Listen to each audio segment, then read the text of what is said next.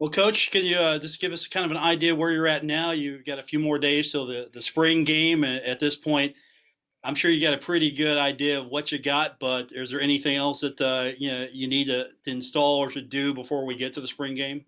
Yeah, for us, this week was about kind of moving some of the pieces around. Playing guys in position but out of position. What does that mean? Playing some of the Mike linebackers at will linebacker, playing some of the will linebackers at Sam linebacker, playing some of our tackles at guard, playing some of our outside receivers inside.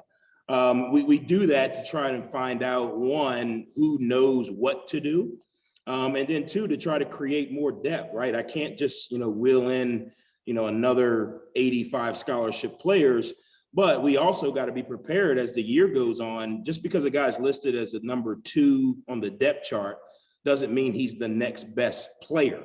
So we've got to create and find out, hey, if things happen throughout the season, how can we get the best 11 guys on the field? And this week we were able to kind of move some guys around. Some guys got exposed a little bit. They know exactly what to do at their position. But then when they move around, it's kind of like, well, I don't know what this guy normally does on this play. So it was good exposure. Not that we're flipping guys around and playing our tackles at guards or playing our mics at wills. But as the season goes on, we want to play the best 11 guys. And however those combinations come, we want to make sure we're able to get these guys to understand when you're learning a defense or offense, you got to learn it all. You can't just say, well, I know what I'm doing, coach. Well, yeah, we may have to move you to the left or to the right to get the best guys on the field. It's one of those things that spring ball is good for creating that at least foundation for depth on the team as you get later into the year. Yeah, because again, I mean, it's a long season, right? And in the league we play in, there's going to be a lot of ups and downs, and there's going to be guys who are not injured, but are, less than 100% as games go on and may not be able to rotate the way we need them to. And what we've got to find out, how can we get the best 11 football players on the field, not just, hey, who's the second Mike linebacker or who's the next, left guard. We got to figure out, hey, who are the best guys? How can we use them? How can we move the pieces around to create depth? Coach, we haven't talked to you since you watched the film from Saturday. What did you see on Saturday that you liked from both sides of the ball? I thought for the first time, the offense had some real continuity and consistency. I thought from a quarterback position, Cam and Pete did a really good job of operating and managing, the offense. I thought they made good decisions. I thought efficiency-wise, I think, Pete might have been 100% on the day. Now, I know you guys are going to write that he's, the Danny O'Brien Award watch list, but that's not what I'm saying. He probably only had 6 passes. But just watching him operate, he's got a lot more comfortable. He's making decisions a lot quicker. Which is giving him some confidence, and that's what we were really trying to find in that next quarterback group, who could play well enough to develop the confidence to make some plays. And he was able to do that. Cam, for the first time, we didn't make the quarterbacks live, so he couldn't rely on scrambling or, running to kind of create some plays. So he really had to dial in and hone in on the fundamentals and where a guy's coming from and what checks do I need to put the group in. And he did a really good job of that. So, and defense obviously, made some plays, but for the first time, it felt like our offense had some flow, if that makes sense. We've talked about a lot of different position groups this spring, but one that we haven't really talked about is special teams. A lot of newcomers on that unit as well. What do you like out of that group so far this year? Yeah, well, I think the first thing we've got to do is we've got to be able to find, 3 specialists or 4 specialists, a returner, a punter, a kicker, and a long snapper. We've got some returners who've returned.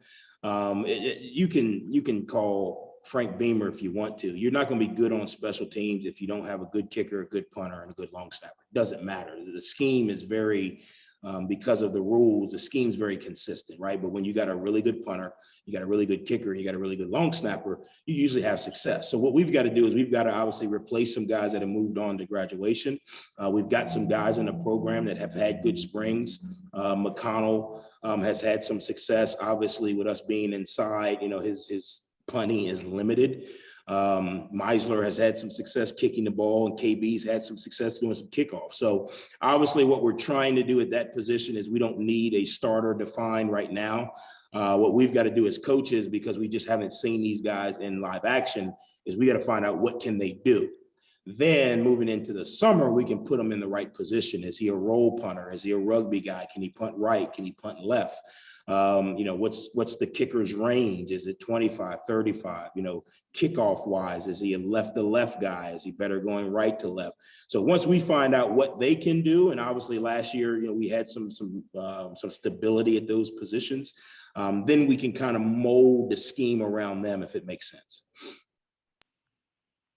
Coach Moore, on a Coach, lighter how are we note, feeling you about got some- the offensive line right now? I know that they've had a tall task on their hands going up against your defense so far this spring, but with spring game just around the corner, how you feeling about the O-line right now? Yeah, I think, obviously they're going against some extremely, violent, explosive guys. But what we've seen is the issues have not been in who and what to do. The issue has been more finish and strength, right? You're going against a guy who can get off a block. When we are able to cover guys up and finish, we're in a good position. I think our tackles, Sartor and Driscoll have done a good job. They've been put in some stressful situations because of the guys they're going against. Inside, we've been able to kind of rotate the Dalton, for show, Holler, and Osborne. We've been able to do that. Even Meeks has done a really good job of kind of coming in the backup center role. So what we've been able to do is we've been able to find some continuity. What we've done a lot this spring, which makes it difficult to evaluate, is we've moved the pieces, because obviously, we don't have as much depth there as, when I say depth, playing experience there. So we need to know, kind of like we did with the rest of the team this week, hey, if a guy goes down, doesn't matter if he's the right guard, left tackle, whatever, who is the next best guy? Now, with the way we're doing it now, that may be 3 moves. You may have to move a tackle to guard, a guard to the other side, and a guy back over to the other side to cover that up. But we've put them in multiple spots this spring to figure out what they can do. Obviously, moving into the summer, we'll start building that continuity. With, hey, I know what my guy on my right side does. I know how fast he is. This spring has been more about individual fundamentals rather than, hey, right side, you guys do a good job on double teams, or hey, left side, you guys do this. Hopefully to give us a lot more options. I think last year we were in a very similar situation. And we got, James McGee developed, and, finally we've got, Tucker back healthy, and Driscoll kind of had a year to kind of get back into things. So we think the model works. It's not pretty when you're going against a really good, D line. But you are able to evaluate the individual skills. Coach, a little bit less away from the game itself coming up on Saturday. You've got a lot of fan events, community type building opportunities coming up to get herd fans excited. Can you talk a little bit more about what fans can maybe expect of these next couple of days, what you guys are doing to really get them excited? Yeah, I think, the spring game itself is not really, the game is not important. It's the spring game weekend events that, to me, are kind of the preseason to, the season. So for the fans, you get an opportunity to, test out that ping pong table that's going to be used for beer pong. You get a chance to test out that new grill that you got for the tailgate. And that's really what it is. So we've created some events and environments to where our fans can kind of get back in the flow of seeing each other, in the West Lot, spending some time in the Joan, letting the kids kind of run around. The game itself is a very vanilla practice, but it's the weekend. And I think when you talk about the Marshall community and the Marshall family, it's like a family reunion. This is the first family reunion of the 2022 season. And I expect the stadium and the parking lots and the streets to be full, because Marshall's going to win. The weather's going to be phenomenal. We all need to work on just refreshing our grill skills, refreshing our curls, finding out how many we can put in the cooler to get to there, who's bringing the chips. The same way as we are doing this spring, finding out who needs to do what. We need to find out who's bringing the fruit salad, who's bringing the chips, who's got the charcoal. And again, I think it's a family reunion. It's time for us, it's an opportunity for us to get back together and really start the momentum moving into not only the Sun Belt, but the new season. Coach, kind of go beyond Saturday, after the game, where do you guys go, as a staff? I mean, are you going on the road recruiting, about the kids, just obviously finishing up school and things like that? Where does, like, post Saturday, where do you guys go from there? Yeah, so for us on Sunday, we'll have our annual steak and hot dogs dinner. The winners of the spring game will eat steak, and the losers will eat hot dogs. And we'll have that with our team to create a little competition in the spring game. And then Monday, we'll do our kind of end of spring review and kind of close out, the spring season.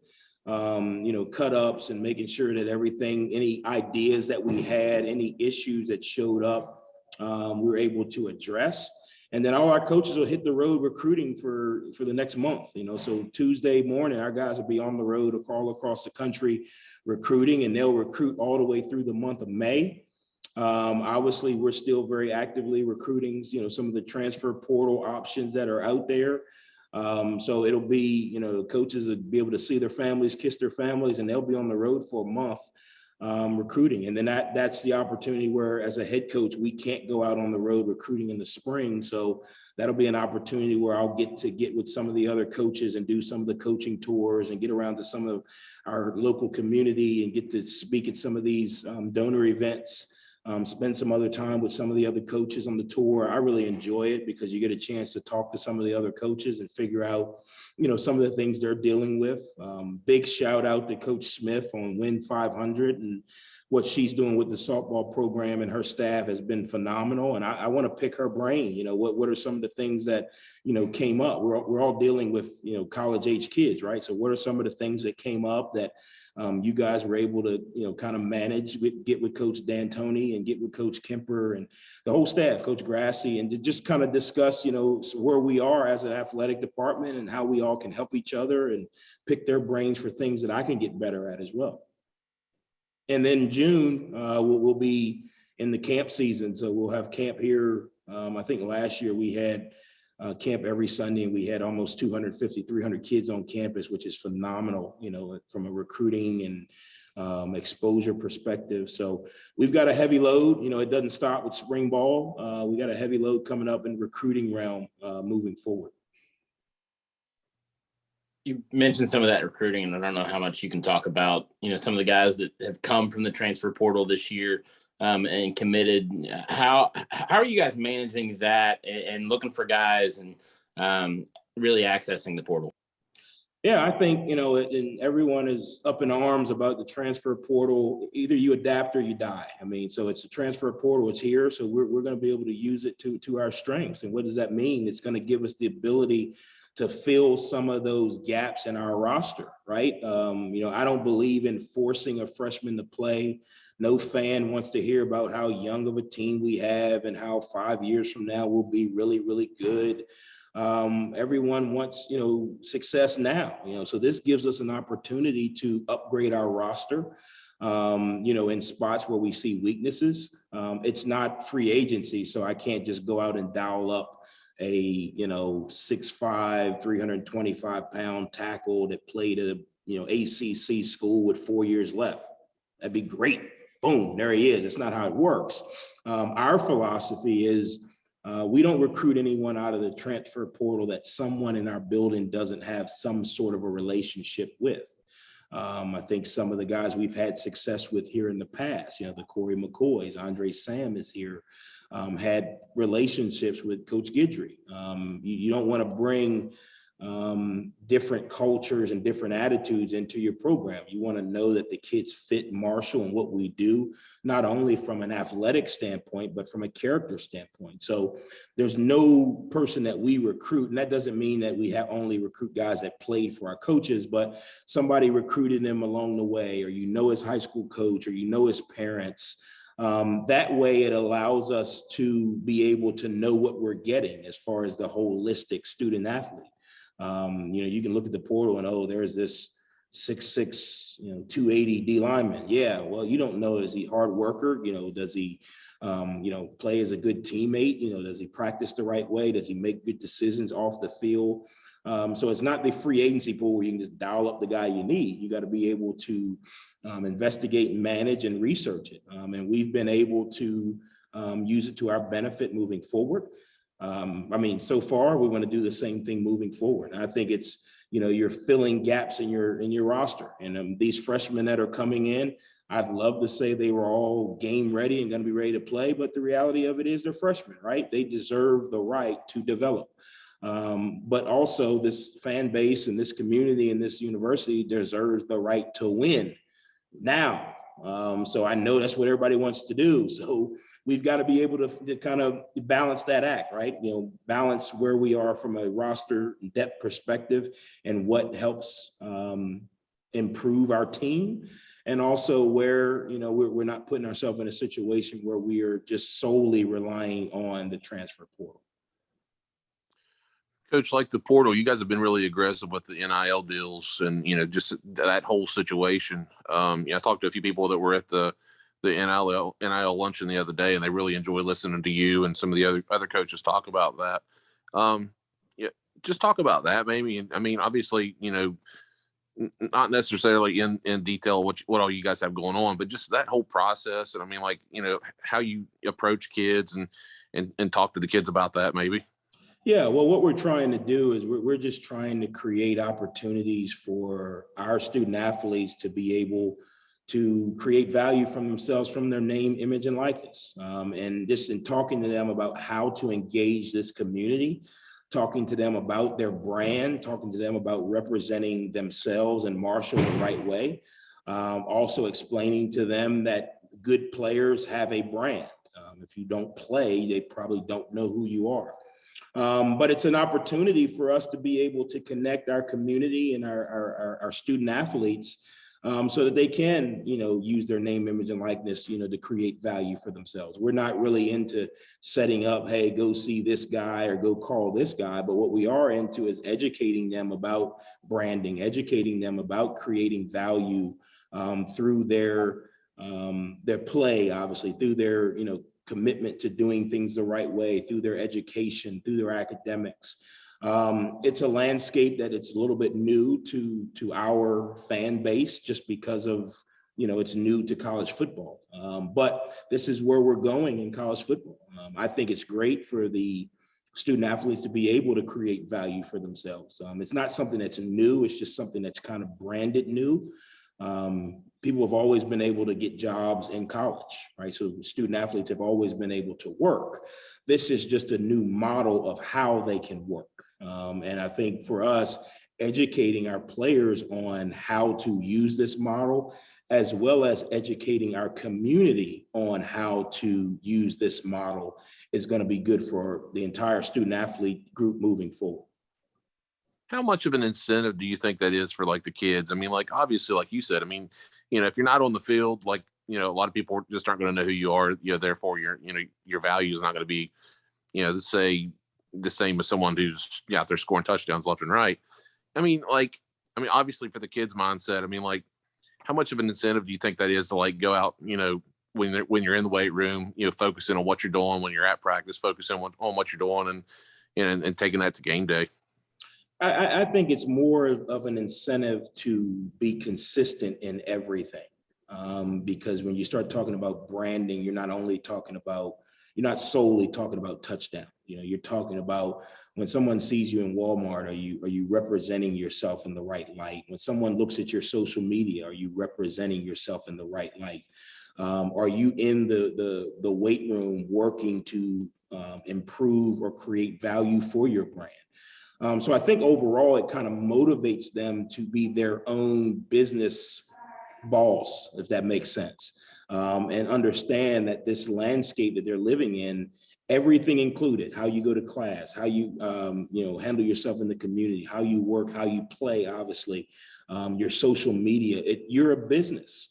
And every facet that you are is a business. You go into class, you're that business. Go in the weight room, you're a business. Playing, you're a business. So if you take that approach to your whole being and your holistic approach to your student athlete experience, to me, it creates more consistency across the board. And I think that's what our players are really starting to do. They're starting to become their own brand and business, which to me creates a lot more consistency. They make better choices and decisions. They do things you know, from a, hey, you know, I don't want to mess up my brand or my business mindset. And I think the football part of it just kind of rolls into that consistency, if it makes sense. Yeah. All good? Good. Well, I appreciate you guys, man. Look forward to seeing everybody out here this weekend. It's going to be a phenomenal weekend. You know, it's a little bit different, which I think is going to be good. You know, everyone was like, oh, well, we're having it indoor. I think it's going to be, it's different, right? It's going to be good.